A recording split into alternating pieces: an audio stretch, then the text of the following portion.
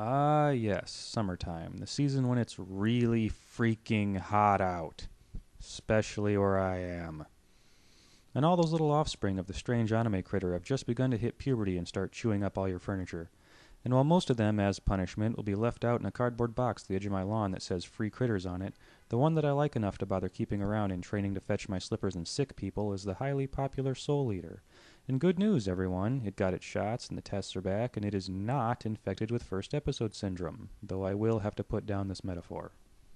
Now, first and foremost, before I continue, I'm going to assume that you have seen my previous review of Soul Eater's first episode, and if not, then go do that. Now. Seriously, I hate repeating myself. I'll wait, just go. Alright, you back? Good, let's roll. The Soul Eater anime has now gotten up to 13 episodes, and the manga is up to 48 chapters, which I have watched and read all of. And because you all asked for it, I am ready to tell you about again. And since I have no need to reiterate the premise, let's get straight over to the characters. Now then, Maka-chan. I will tell you right now that I like this character more than I've liked an anime character in a long time. She's a she, she's intelligent, she's respectable, and she's not afraid to kick your ass. Now as for her voice, I now know that the seiyuu for the character, Chiaki Omigawa, is new to the voice acting business, which allows her a slice of slack. But I have to admit that Maka's voice is, well, it's growing on me. A lot. Not flawlessly, mind you, as there are still times when the seiyu's inexperience is made clear, like whenever she tries to say Black Star, it just doesn't come out right. But if this character actually existed, I would totally give her a cookie just for being awesome. And not one of those pansy regular cookies either. I mean one of those giant pizza-sized ones I make for special occasions. As for her partner, Soul, I also must admit that I like him a lot more than I thought I would, since while he's not exactly a gentleman, he is much less thick-headed and obnoxious than most characters with his kind of hair usually are. And of course he's a nice guy in the end, zippity-doo-dah. Speaking of thick-headed and obnoxious, though, we come to the ninja boy, Black Star, and God, I just want to hit this kid. Everything I feel about Maka, I don't feel for BS here, and I definitely have to relocate the prize for being Naruto-esque to him. I cannot stand characters that are cocky and arrogant and never shut up, and Black Star is the living embodiment of that, and while I do understand that he is clearly supposed to be a comic relief character, I still just don't like the brat. Granted, he does redeem himself just a bit in episode 11, but it's not enough to change my mind. And while his pitiable partner Tsubaki does start off with a lot of automatic points for being a ninja chick, she's gradually losing them for being so wishy-washy and embodying the stereotype Japanese fetish of a pre-made housewife. And while I can certainly appreciate being shy and cute, frankly I like my female characters to have some balls. But since she doesn't, and Black Star is a dick, I just don't care for this team. Third on the list is the kid in the tux, whose name is, of all things, Kid. Death the Kid, in fact. And while the upside-down handgoods thing still annoys me, I now know that he is the son of Shinigami-sama, and he also has obsessive-compulsive disorders and is obsessed with symmetry. This aspect makes him an interesting character to me, not so much because he has it, but because I do. And when I say I have a touch of the OCD, I don't mean it in the way most people seem to, which is that they get uncomfortable when there's a knife stuck in their temple. I mean it really used to take me about 10 minutes to tie my shoes because I had to get the laces exactly even. Not anymore, granted, but I didn't stop caring, I just got better at doing it. However, he's a decent character, and while I suppose I could be offended by his antics, I'm not. If anything, I find them slightly more amusing because I understand the compulsion, though he still needs to start holding his guns right. Oh yeah, and his two partners, Liz and Patty Thompson, though they're more like his cheerleaders. They're there, but they're mostly comic relief, and out of all 7 mains, they get easily the least development, plus half of Patty's script is silly laughing. As for the rest of the cast, Shinigami is still amusingly unfrightening, though I'm not sure why his voice temporarily changed back in episode 4. Maka's dad is still a douche, Blair Witch is still a completely unnecessary fan service character who should have never been seen again after episode 1, and before you think dirty things about her, remember she's actually a cat, you bestiality bastard. Blair can be gone and procreate upon her own being, that surreptitious tart.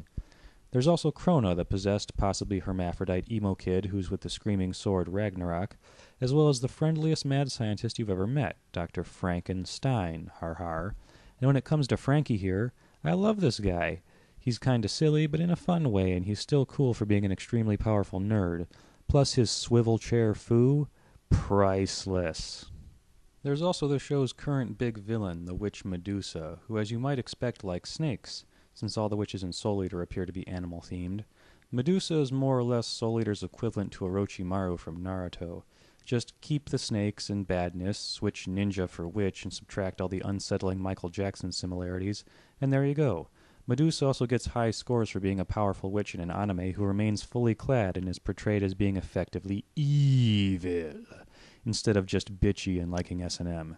She's a quality villain and one of the much more entertaining ones I've seen in a while. Don't ask me why I enjoy her so much. I know she's evil, but I just do. Anyway, on to the production. The animation has thankfully remained a few notches above normal, which does make the show more fun to watch, and I still stick to my catchphrase of the art style being sadistically goofy, since the show has enough silly skull faces all over it to rival Dr. Wily's wet dream. The voice acting may have a few quirks to it, but overall is pretty solid, and the soundtrack, which I want, is very well done and shows a lot of range on the composer's part. It has a lot of very quick, catchy tunes that pick you right up into the action, not to mention some of the least intruding lyrics I've ever heard. But it also has some equally good tracks for suspense, various drama, that sense of unsettling creepiness, and of course, humor. I also have to say that I really like the work that the director does directing this show. He knows just where to put the music, where to put the bursts of good animation, the imaginary camera angles, and I must thank him for removing the vast majority of the lame fan service that was in the manga version, which totally didn't need to be there. Granted, there are still a few bits of it lingering around in the anime, but not nearly as much as the book, which several times when reading I wanted to slap my forehead in frustration at my own gender's immaturity, and slap Asushi Okubo's forehead with a hammer. He's the author. Not that the manga's bad, mind you, it's alright, but in comparison to the anime you can clearly see some of the things they decided to fix, like the manga's total lack of an opening battle. And this is another rare case of me finding the anime to be not just better, but in fact clearly superior to the manga, because it seems what happened with this one is the producer said, you know what, this manga's got a good idea going, but it could be better, so let's make an anime of it and make it better. Which is what they should do, instead of the usual, hey, here's a good manga, let's make a kind of decent anime out of it. Though the story of Soul Eater's manga is unfinished and clearly going to exceed the 51-episode limit that's been scheduled, but the good news is it doesn't seem like it'll be by that much, and it'll be interesting to see how the production of the anime decides to bring it to an end. Now, as much as I admit I like this show, if I'm to consider myself a legitimate reviewer, I still have to keep my reviewing pants on and try to point out some criticisms. There are a few recycled animations to be noticed, and some of the dialogue is very awkward and doesn't really make any sense. Like when Patty and Liz converse about exploding eyeballs, and when Krona keeps talking about the door opening inward. So there are a few follies in the mangaka's writing ability to be seen. But in the end, this show has proved to be very entertaining and worth the time I've spent watching it, and it definitely fills out its role as an action show, since in almost every single episode, somebody is fighting somebody else, so action lovers will not be disappointed. The art makes it look a bit younger aimed than it really is, and there's some decent humor to be found in it. Admittedly, the story isn't really anything to brag about, but the bottom line is that I find Soul Eater to be very fun and entertaining to watch, and it has some very enjoyable characters. So while I wouldn't say it's rocking my world, it is pleasantly wiggling it. You know, like a massage chair.